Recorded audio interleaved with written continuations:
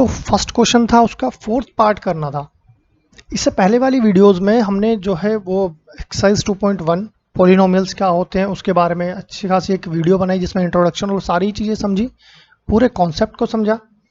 ठीक है, साथ ही 2.2 के फर्स्ट क्वेश्चन के जो 3 पार्ट थे वो भी हमने सॉल्व कर लिए। तो जिन बच्चों को मेरी वो वीडियोस देखनी है, मैंने नीचे डिस्क्रिप्शन बॉक्स में उन सभी वीडियोस का लिंक दे दिया है, तो आप वहाँ पे जाकर के मेरी वो सारी वीडियोस को देख सकते हैं। खैर, बात करते हैं आज के अपने इस क्वेश्चन की। तो फर्स्ट क्वेश्चन का जो फोर्थ पार्ट है वो हमें सॉल्व करना है। ये क्वेश्चन बाकी 3 पार्ट से थोड़ा सा डिफरेंट है। क्यों डिफरेंट है मैं आपको बता देता हूँ। देखिए, फर्स्ट क्वेश्चन क्या था, एक बार पहले मैं समझा देता हूँ आपको। क्वेश्चन था कि find the zeros of the following quadratic polynomial. सबसे पहले हमको क्या करना था, जो एक क्वाड्रेटिक पोलिनोमियल दिया हुआ है उसके जीरोस फाइंड करने थे। अगर हिंदी में कहें तो बहुपद के शून्यक ज्ञात करने।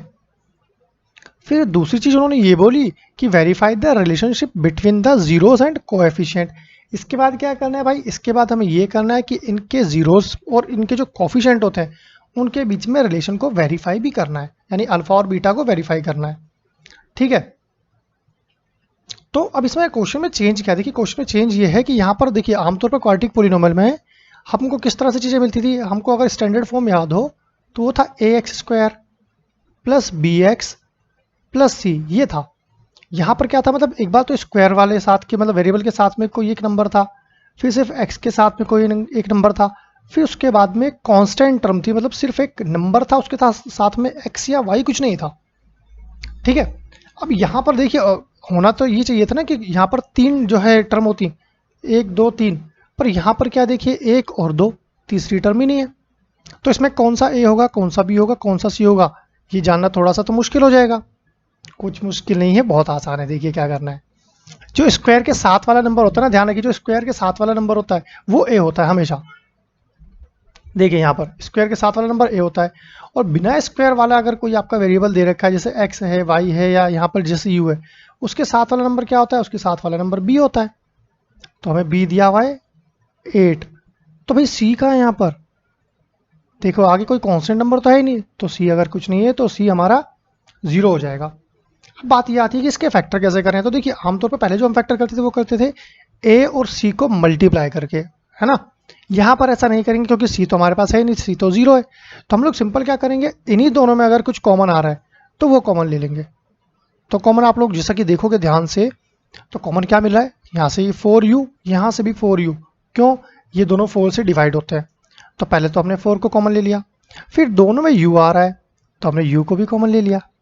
अब 4 तो यहाँ से कॉमन चला गया ना, u भी कॉमन आ गया, लेकिन लेकिन लेकिन u तो 2 थे, अगर एक कॉमन गया तो एक अंदर बच जाएगा। फिर प्लस का साइन ये हमने लगा दिया। 4 और 8 अगर डिवाइड करें तो 4 2 जा 8 होता है, डिवाइड कर दिया। ध्यान रखिए जो भी नंबर आपने बाहर कॉमन लिया है, अंदर बाकी जो नंबर्स बचेंगे उनको डिवाइड करना है। यहाँ पर भी डिवाइड करके ये 1u बचा है असलियत में। ठीक है, पूरा कॉमन आ गया था तो आपको 1 लिखने की नीड नहीं है। तो हमने क्या करा, 4 2 जा 8 कर दिया, u बाहर जा चुका था कॉमन में, तो यहाँ पे और कुछ नहीं बचा। आगे और कुछ तो करना ही नहीं क्योंकि कोई और वैल्यू नहीं बचती। हम क्या करेंगे फिर, 4u के इक्वल में एक बार रख देंगे 0, और एक बार u प्लस 2 के इक्वल में भी रख देंगे 0।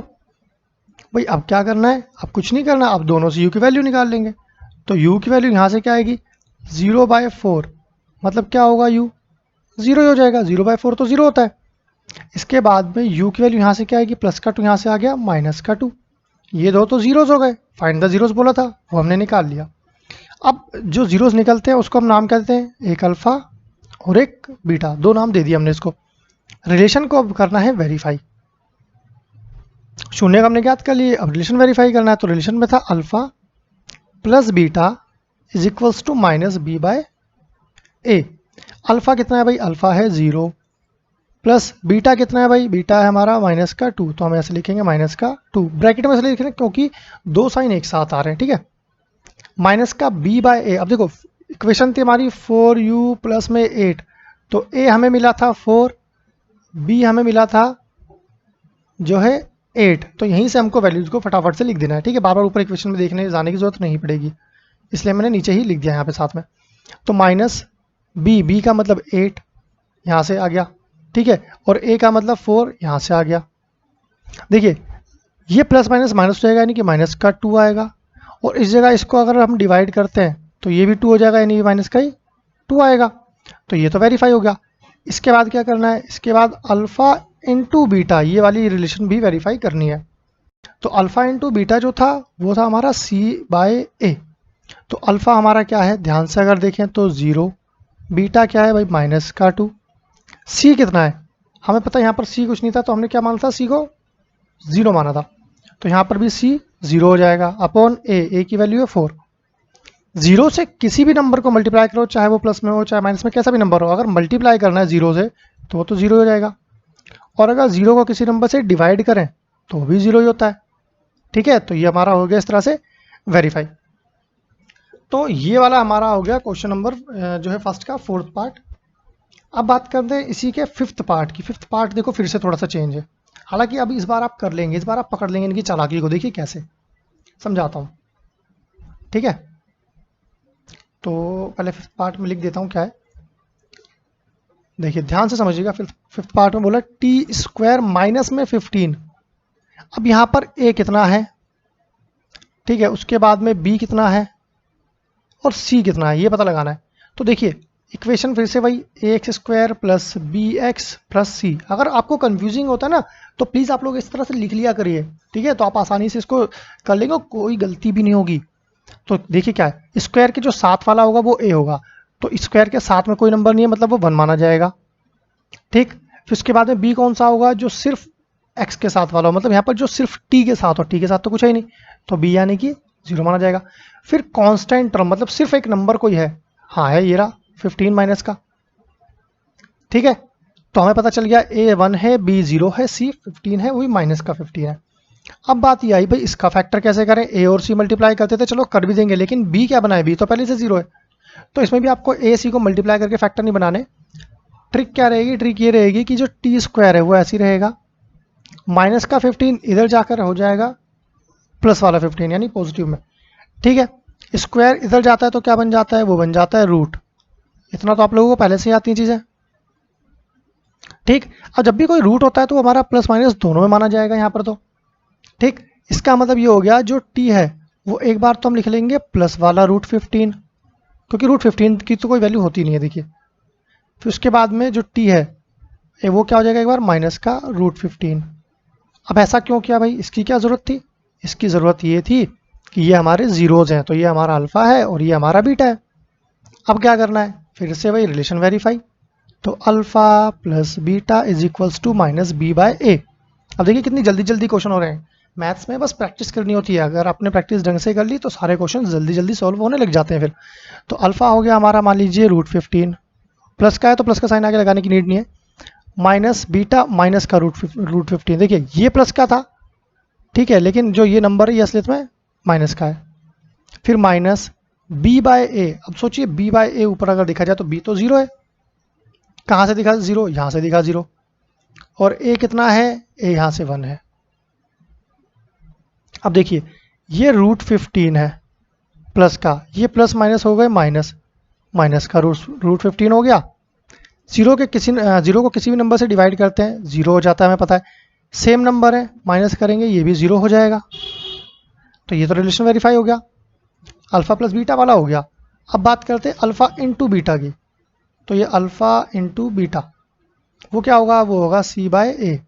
अब सी बाय ए कैसे होगा ये चेक करते हैं। देखिए अल्फ़ा हमारा क्या है, अल्फ़ा है हमारा रूट 15 माइनस जो बीटा है वो है माइनस का रूट 15, ठीक है, मल्टीप्लाई का साइन है ये।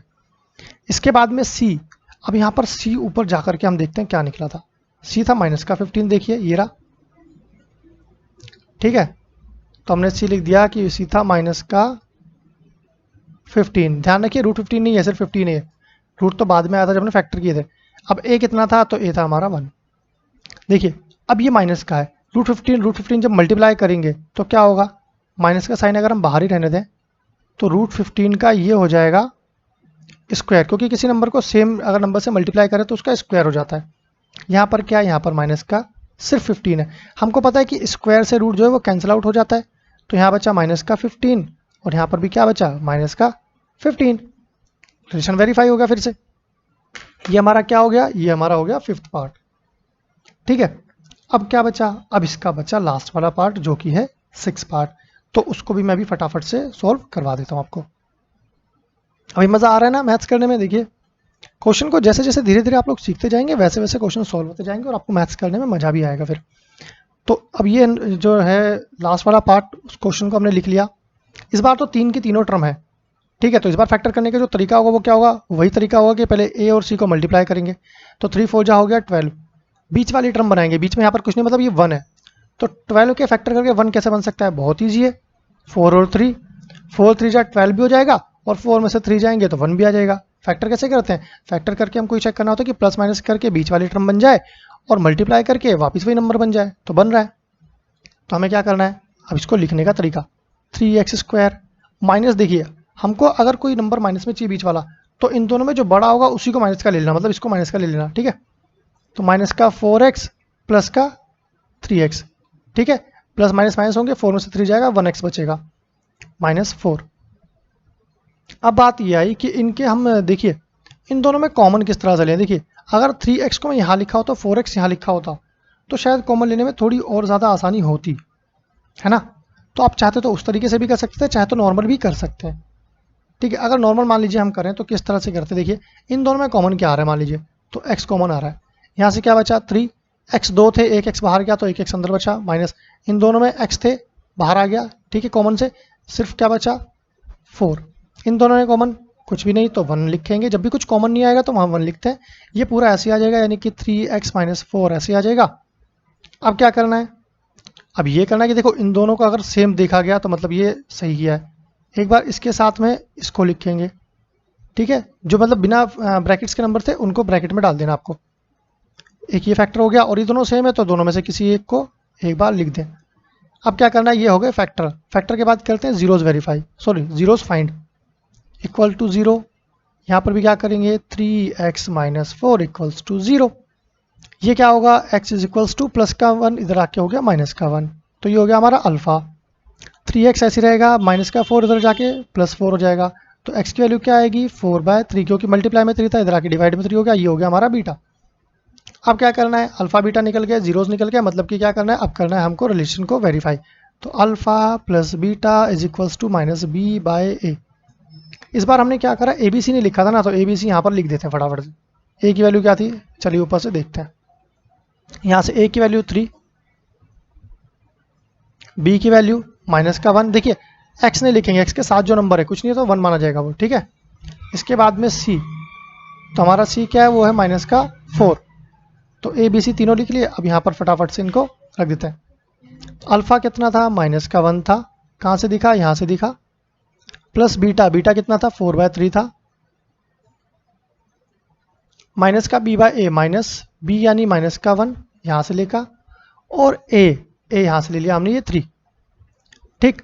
अब इसको किस तरह से एलसीएम ले, तो डायरेक्ट एलसीएम लेने का तरीका है कि इससे इसको मल्टीप्लाई कर दीजिए, इससे इसको मल्टीप्लाई, तो ये हो गया -3 प्लस ये 4 ऐसे लिख दीजिए। अब इस पूरे के अपोन में 3 आ जाएगा, ये शॉर्टकट तरीका है एलसीएम लेने के लिए।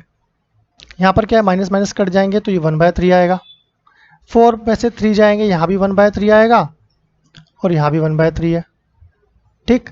4 में से 3 जाएंगे ना, क्योंकि प्लस माइनस है। अब ये तो हो गया इस तरह से ये सॉल्व। अभी क्या बचा, अभी ये बच्चा कि अल्फा प्लस बीटा हो गया, तो चलो अल्फा इंटू बीटा भी करके देख लें एक बार। तो अल्फा इंटू बीटा कर देते हैं, वो होता है c/a। अल्फा कितना था -1 इंटू बीटा कितना था 4/3, और c कितना था, c था -4, यहाँ से हम देखा, और उसके बाद में a कितना था, वो था यहाँ से 3। देखिए इन वैल्यूज़ को साथ में लिख लीजिए ताकि फटाफट सॉल्व करने में आपको आसानी हो जाएगी। 1 को 4 से मल्टीप्लाई करेंगे तो -4 ही आएगा, अपॉन ये 3 ऐसी रहेगा, और यहाँ पर भी ये -4/3 रहेगा। ये भी हो गया वेरी